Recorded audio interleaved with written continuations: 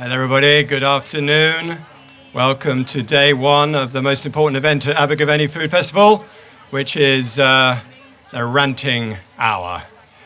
This is our fourth year here, and all I can say is that we're going to get more and more ranty as the years go by.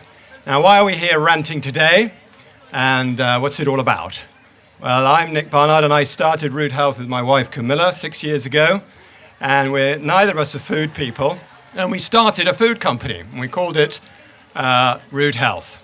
And the reason we called it Root Health is because we felt it was a fantastic way of stimulating you into understanding just what sort of quality our food has. In other words, we have an attitude towards food. And I'd like to think that all of you are here today at the Abergavenny Food Festival because you have an attitude towards food.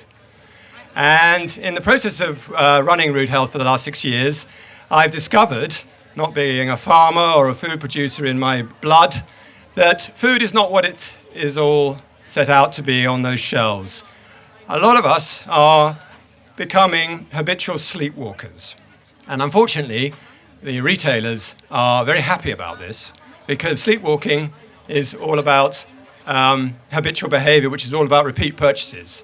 So I would be sitting in the office one day, or every day, or now every hour, and I would read something, or I would think about something, and I'd spin around to my poor co-workers, I think what you have to call people these days, and erupt. You know, why is coffee from all of these coffee chains so bad? Or why is milk the way it is? And this then became known as Nick's rant. And so they let me out at Abergavenny 4 years ago, out of my little box, to come and rant to you. So you've got me for a few minutes.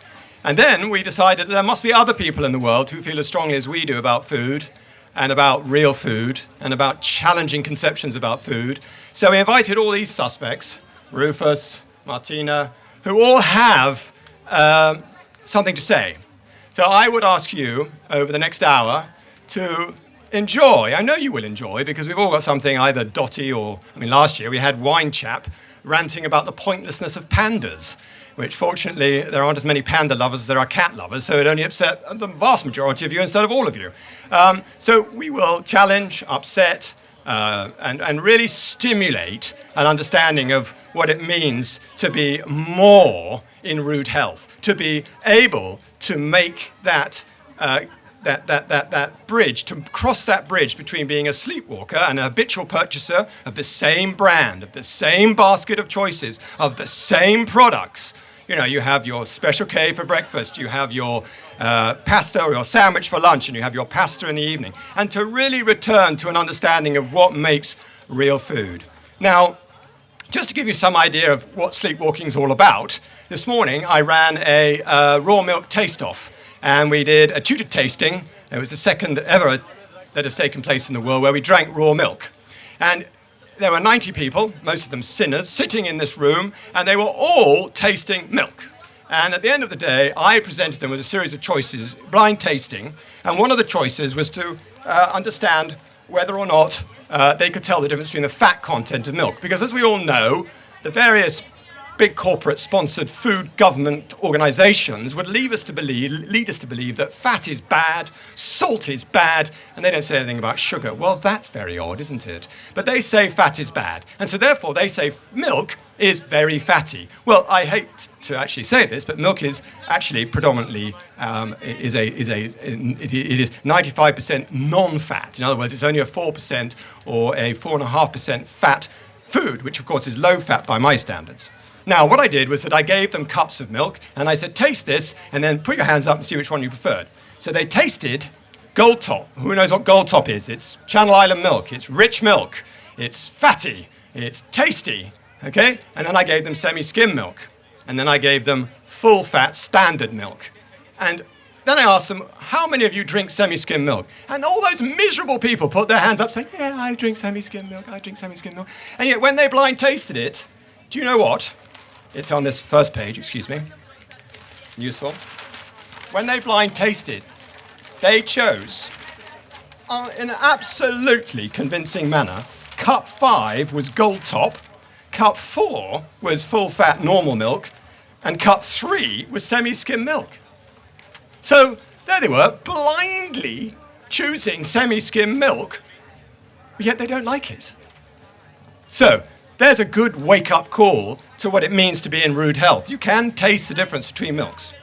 And what I'm going to really draw your attention to for my rant today, I haven't even started ranting yet, so watch out, is that we're going to talk here about food prices. Okay? The press loves the idea that food is getting more expensive, loves to talk about the miserableness of our walk down the aisle and how life is becoming more and more expensive, and that our food choices, we're at the prey and mercy of the grain, swings in grain prices. And then recently there was a little chink in the armour where they were saying, oh dear, dairy farmers aren't getting paid very much and their milk prices are unsustainable. And then that linked me into a thought about sustainability. And I'm not using the words organic, I'm just talking about sustainable, sustainable for the planet. That's all that matters, really. If we want to stay alive on this planet for the future generations, we need to be thinking about sustainable agriculture and sustainable practices. And I was at a Great and the Good food conference in London, and the CEO of, I think he's called the CEO, the MD of Waitrose, Mark Price, stood up and he said, we've been living in cloud cuckoo land, we've been living with cheap prices for our consumer goods because of we are importing price deflation from China. So all you have got plasma screens, put your hand up. Come on, who's got a big plasma screen? Thank God, and very few of you, either or you're just too ashamed to admit it. But anyway, big plasma screens. You can all afford cheap plasma screens because of price deflation from China. Does that make sense? In other words, they're paid very little, and so all those little gadgets that you have, we can buy year in, year out, upgrade. Anybody got the iPhone 5 yet? Oh, you're so slow. You're all buying these gadgets because of the low cost of labor in China. So I thought about price deflation. I thought, okay. So we're getting price deflation from China for our useless consumer durables, and yet we're expecting the same principle to apply for our food. In other words, food should cost less every year. Well, how bonkers is that? How absolutely ridiculous. So what I ask you to think about is the relationship between the cost of food, the quality of the food, and the provenance of the food. Because at the end of the day, all those low prices, that £2 chicken, £1 chicken, is that sustainable? Is it sustainable? It can't be. Is ripping up land in Brazil to plant soya, is that sustainable? It can't be. It feeds the chickens. All those miserable prawns you get from Thailand, is that sustainable? No, it's destroying the paddy fields. I'm not some ethical ranting twit. I'm just talking to you about what it means to buy food. You are importing price deflation in an unsustainable way at the expense of two main participants. Who are they? The farmers and the earth.